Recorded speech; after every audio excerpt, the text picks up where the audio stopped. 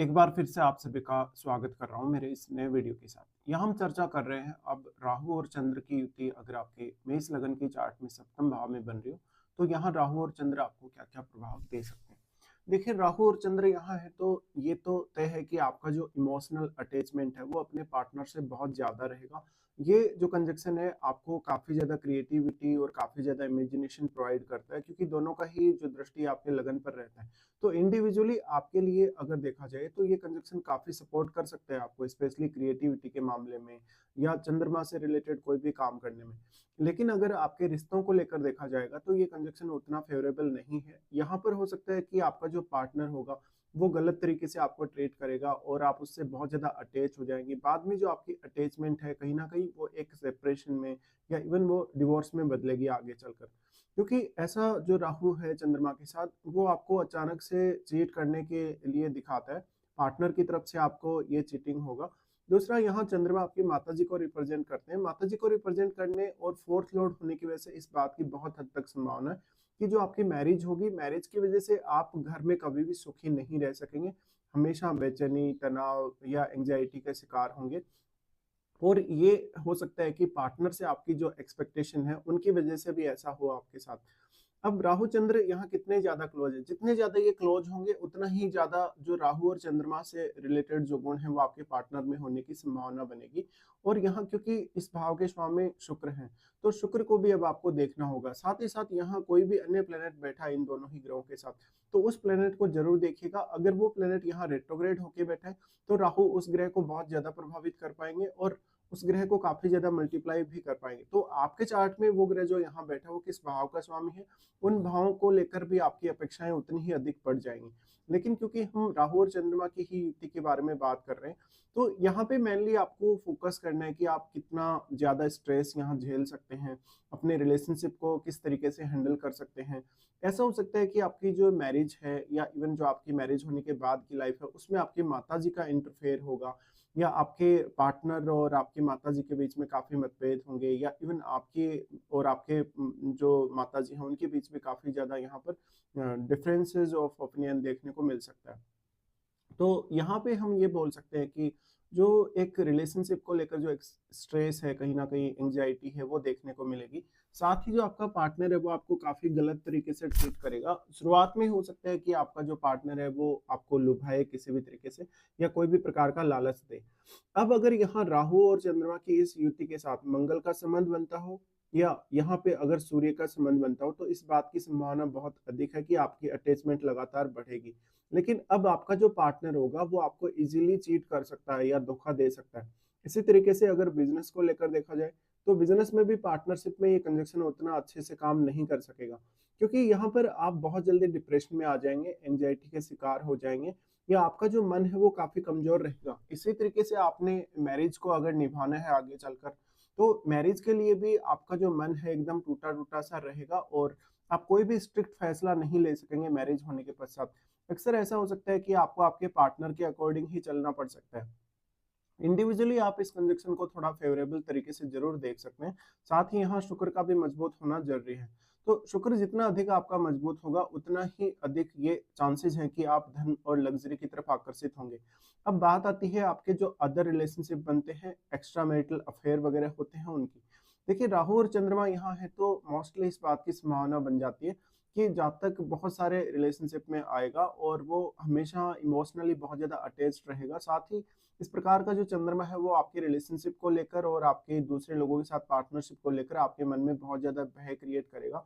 और ये भय इसीलिए है क्योंकि यहाँ चंद्रमा पर ग्रहण लगा देते हैं राहु, इसलिए आप कोई भी ऐसा फैसला नहीं ले पाते कि आपका जो रिलेशनशिप है वो सही तरीके से चले, या कुछ कुछ आप ऐसे डिसीजन ले लेते हैं अपने रिलेशनशिप को लेकर जो काफी गलत हो सकते हैं।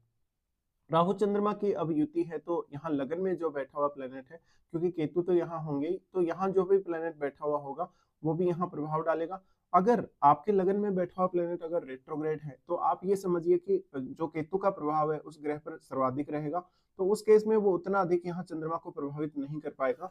लेकिन लगन में बैठा हुआ प्लेनेट अगर रेट्रोग्रेड नहीं है उस केस में चंद्रमा पर उस ग्रह का भी आपको प्रभाव देखना होगा। उसके साथ ही यहाँ कोई भी अन्य ग्रह जैसे अगर जुपिटर है या कोई भी बुध जैसा ग्रह है, अगर वो आपके सप्तम भाव को प्रभावित कर रहा है तो ये सब आपको देखना होगा। इसके साथ-साथ ऐसा हो सकता है कि आपका जो पार्टनर होगा या जो सामने वाले पीपल होंगे, जो भी लोग आपकी लाइफ में आएँगे किसी भी तरीके से, वो आपको सही तरीके से या तो ट्रीट नहीं कर रहे या वो आपके साथ कुछ ऐसे वादे कर रहे हैं, प्रॉमिस कर रहे हैं, जो कि प्रॉमिस सही साबित नहीं होंगे आगे चलकर। तो यहाँ पे हम यही बोल सकते हैं। अब देखिए राहु का अगर हम दृष्टियों के हिसाब से बात करेंगे, जो दृष्टियों के हिसाब से आपको रिज़ल्ट मिलेगा, राहु सबसे पहले आपके 11वें भाव पे दृष्टि डालेंगे। 11वें भाव पे इनकी दृष्टि के होते हुए आपकी अपेक्षाएँ धन, लग्ज़री को लेकर या इवन अपनी जो इच्छाएँ हैं, उनको लेकर काफ़ी ज़्यादा बढ़ेंगी। साथ में आपके नेटवर्क में बहुत लोग शामिल होंगे, लेकिन ज़्यादातर जो लोग हैं आपके धन का और आपके जो आपकी एबिलिटी है, आपकी क्रिएटिविटी उसका फ़ायदा ही उठाएँगे। तो हमेशा लोगों के साथ आपको कन्वर्सेशन में आने से पहले या लोगों के साथ किसी भी प्रकार का व्यवहार करते हुए बहुत ज़्यादा सावधानी रखनी होगी।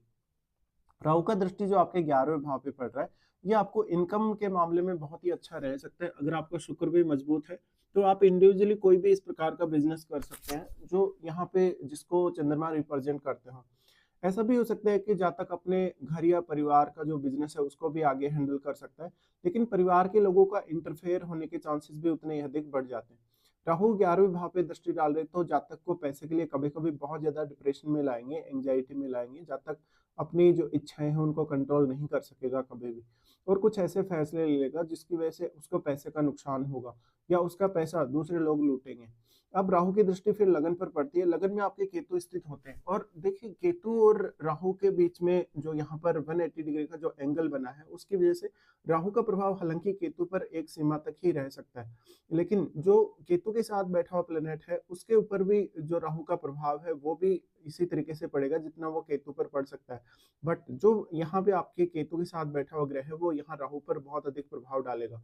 तो आपको ये सब देखना होगा, राहु की दृष्टि जब लगन पर है, तो आपको वो बहुत ज़्यादा एम्प्लीफाई करके दिखाते हैं, यानी आपकी क्वालिटीज़ को बहुत ज़्यादा बढ़ा-चढ़ाकर लोगों के सामने पेश करते हैं।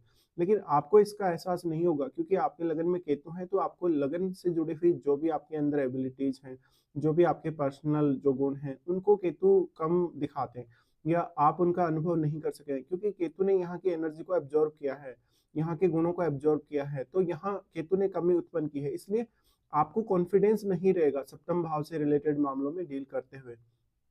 तो आपका जो पर्सनैलिटी होगा भले ही वो कितना भी अच्छा हो, आप कितने भी सुंदर हो या लोगों के सामने जब आप जाते हैं तो कितना ही ज़्यादा आप लुभावने लगते हो या मनमोहक लगते हो, लेकिन उस एबिलिटी का एहसास आप नहीं कर सकेंगे, अपनी खुद की क्षमता को आप नहीं पहचान सकेंगे। ये आपके लिए एक सबसे बड़ा नेगेटिव पॉइंट रहेगा यहाँ। फिर राहु की दृष्टि पड़ेगी 3rd हाउस पे। राहु की दृष्टि जब भी 3rd हाउस पे पड़े तो ऐसा जातक जो होगा कहीं न कहीं वो काफ़ी ज़्यादा रिस्क टेकिंग एबिलिटी वाला हो सकता है। लेकिन इसमें अब मंगल का रोल भी बहुत अहम होगा। मंगल आपके चार्ट में कितना मजबूत स्थिति में है, कितना अच्छी स्थिति में है, ये सब आपको देखना चाहिए। राहु की दृष्टि जो 3rd हाउस पे पड़ रही है, उसकी वजह से जातक बहुत सारी ट्रैवल करेगा। इवन वो अपने बिज़नेस पर्पज़ के लिए या अपने रिलेशनशिप पर्पज़ के लिए भी काफ़ी सारी ट्रैवल कर सकता है। यहाँ राहु दृष्टि डालें तो जातक को कभी-कभी बहुत ज़्यादा आक्रामक बनाते हैं अगर 3rd हाउस पे किसी फायरी प्लैनेट का प्रभाव है तो। इसके साथ ही जो जातक फैसले लेगा, उसमें जातक का जो स्किल है, उसका जो खुद का टैलेंट है, वो उसके बहुत ज़्यादा काम आ सकेगा। यहाँ मोस्टली जो राहु का कनेक्शन बन रहा है, राहु की जो दृष्टि पड़ रही है, इस केस में रिज़ल्ट आपके लिए काफ़ी बेहतर होंगे। बट सबसे ज़्यादा जो आपको प्रॉब्लम रहेगी, वो 7th हाउस से ही डील करते हुए रहेगी। इसी प्रकार आपको ये देखना होगा कि अब आपकी महादशा कौन-सी चल रही है। क्या वास्तव में राहु की या चंद्रमा की महादशा है?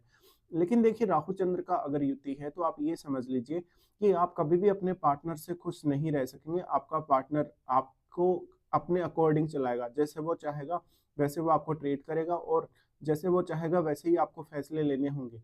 तो ये यहाँ पर आपको समझना बहुत ही ज़रूरी है जब राहु और चंद्रमा की युति आपके सप्तम भाव में तुला राशि में बन रही हो।